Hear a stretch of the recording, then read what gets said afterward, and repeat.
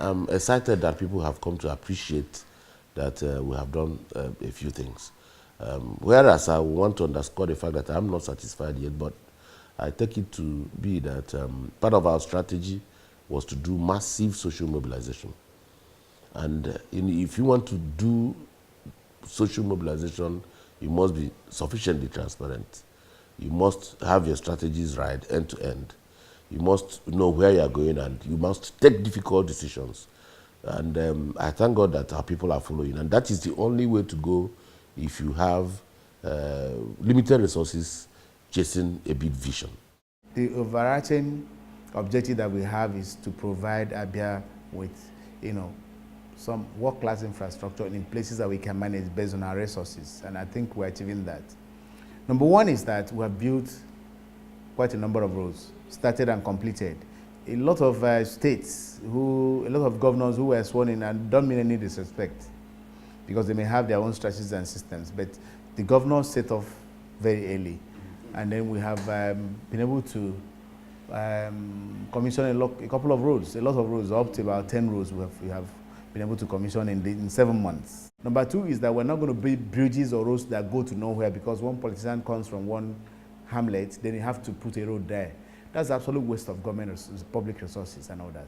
We're building roads that lead to somewhere, roads that lead to markets, roads that promote the supply chain, that keep the supply chain moving.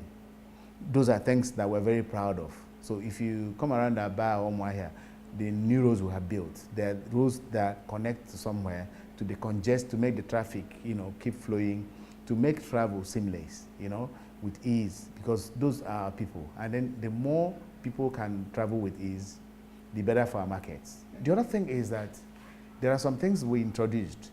We no longer, because of the onset of adverse climate change and the inundation of this area by heavy rainfall and flooding, we are already preparing for those, to be able to deal with that by rearranging the infrastructure master plan that we have.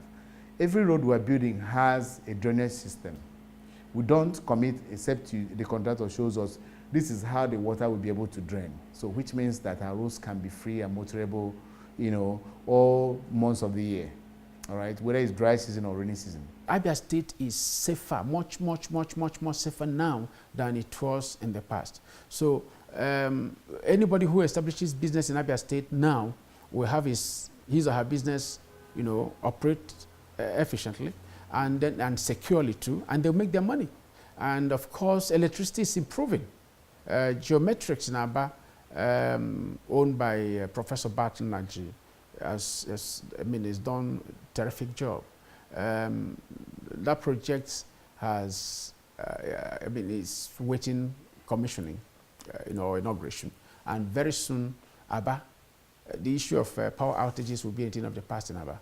And once you have power, stability of power anywhere, businesses will run, they flourish. With good roads, with motorable roads, access roads, solid roads, which the governor is constructing, with the cement, technology that has been employed, So the roads will last, will endure for many years. So anybody coming in to do business wouldn't have problems with access roads, no. We don't have problem with power, no. We don't have problem with insecurity. So the place is getting better. So we will continue to tell the world, send this message and continue to tell them what the governor is doing, and then invite them to come and see. And you can be sure that when they come and see the good things that are happening in Abia State, they will stay.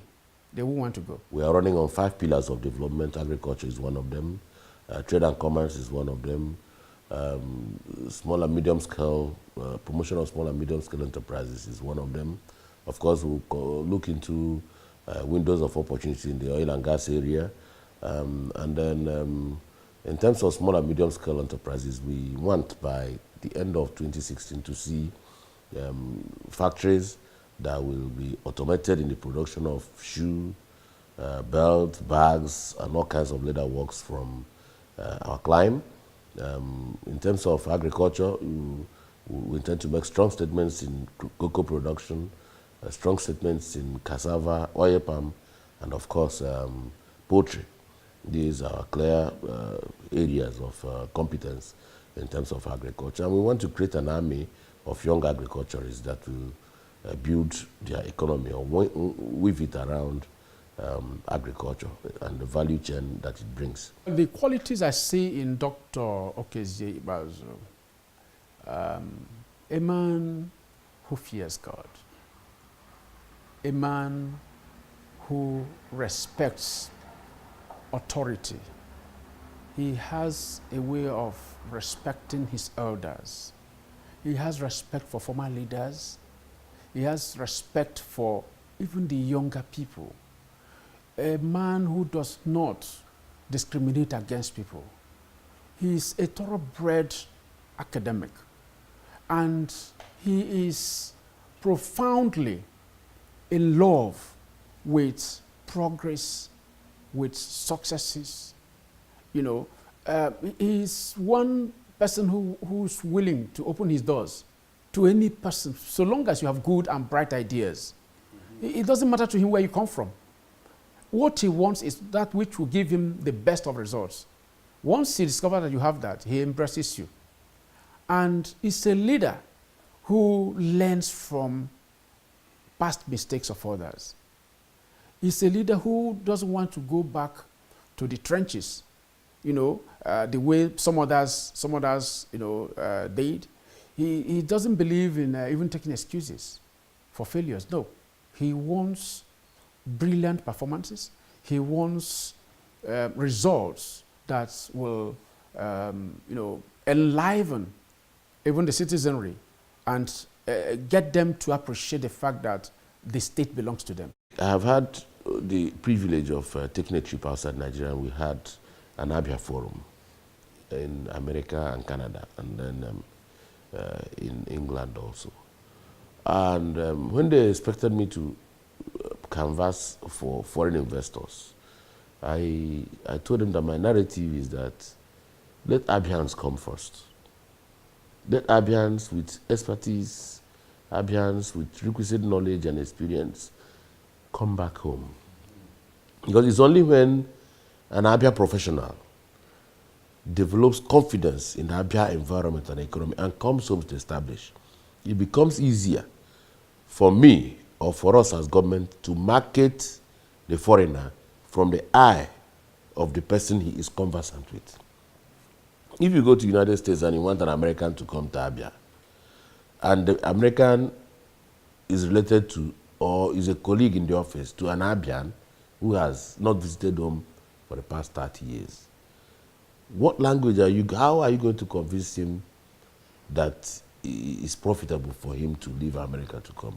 So the best thing is to begin from your brother who already has some history or linkage with home. So, and in doing that, we've achieved modest success because, especially in health, I know that some Abians that are renowned for all kinds of things in the health delivery industry will come home within the next 12 months to establish.